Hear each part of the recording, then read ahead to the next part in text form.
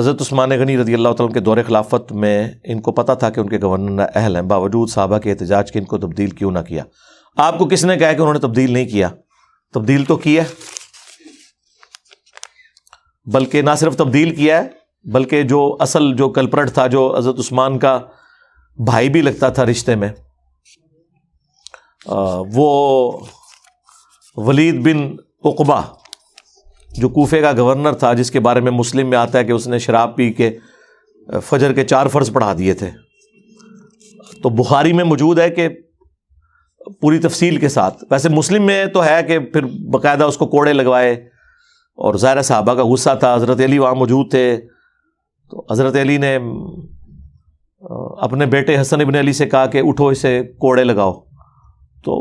حضرت حسن وہاں سے چلے گئے اور کہا کہ جو ان کی میٹھی کھاتا ہے وہی کڑوی چکھے، یعنی وہ حضرت عثمان پہ غصہ کر رہے تھے کہ اگر اس طرح کے گورنر لگاتا ہے تو کڑوی بھی یہ خود چکھے، کیونکہ ہم بنو ہاشم سے ہیں، یہ بنو امیہ سے گورنر ہے، اگر ہم انہیں کوڑے لگائیں گے تو یہ اس کو خاندانی دشمنی بنا لیں گے۔ پھر وہاں پہ عبداللہ بن جعفر بیٹھے ہوئے تھے، جعفر طیار کے بیٹے تھے، اور ان کی والدہ کے ساتھ پھر الٹیمیٹلی بعد میں جا کے حضرت علی نے نکاح کر لیا تھا اسما بنت امیس نے، پہلے حضرت ابوبکر نے کیا، ان سے محمد بن ابی بکر پیدا ہوئے، اور پھر حضرت ابوبکر کی وفات کے بعد حضرت علی نے شادی کر لی، تو یہ 2 بیٹے تو آپ کو سمجھ لیں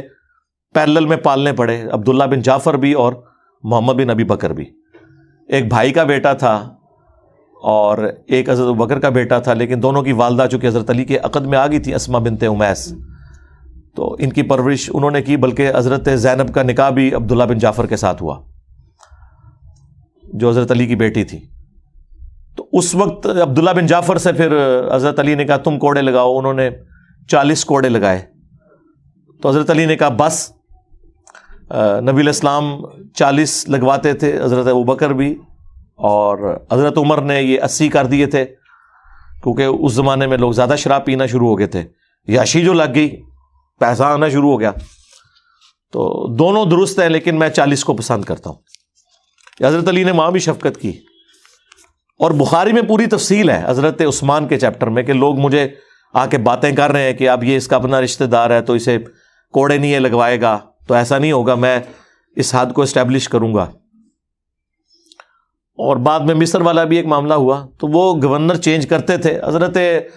عثمان کی ایک اپنی مینٹلٹی تھی اس حوالے سے کہ وہ تالیف قلب کے لیے وہ کہتے تھے، دیکھیں نبی علیہ السلام نے اپنے جانی دشمنوں کو بھی تالیف قلب کی وجہ سے فتح مکہ کے موقع پر زیادہ نوازا ایز کمپیئر ٹو انصار مدینہ کے، تو میں بھی، یہ نیو مسلم ہے میرے خاندان کے لوگ، میں ان کے ساتھ حسن سلوک کروں تاکہ یہ بھی ذرا دین کے اوپر محکم ہو جائیں، لیکن وہ معاملہ الٹ ہی پڑ گیا، اور اسی کی وجہ سے حضرت عثمان کے لوگ خلاف بھی ہوئے۔ حضرت عثمان کی شہادت کے اصلی اسباب تو اصل میں یہی ہیں، لیکن یہ کہنا کہ حضرت عثمان نعوذ باللہ اس معاملے میں کوئی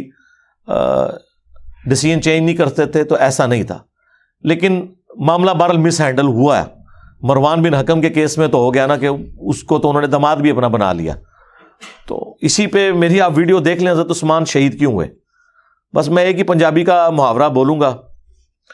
پنجابی میں ایک محاورہ بولا جاتا ہے کہ ہتھاں نال لائیاں ہوئیاں دنداں نال کھولنیاں پیندیاں نے،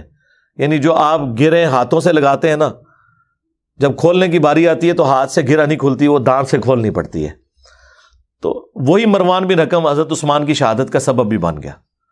جس کو اور اس کے والد کو نبی علیہ السلام نے مدینہ بدر کروایا تھا، المعجم الکبیر طبرانی میں ملتا ہے۔ اب یہ ایک تکلیف دہ ٹاپک ہے، میں بار بار اس پہ تفصیلی بول نہیں سکتا، میں ورڈکٹ اپنی دیتا ہوں، جسے شوق ہے تو وہ ویڈیو دیکھ لے، حضرت عثمان شہید کیوں ہوئے، تو وہ آپ کو کلیئر ہو جائے گا۔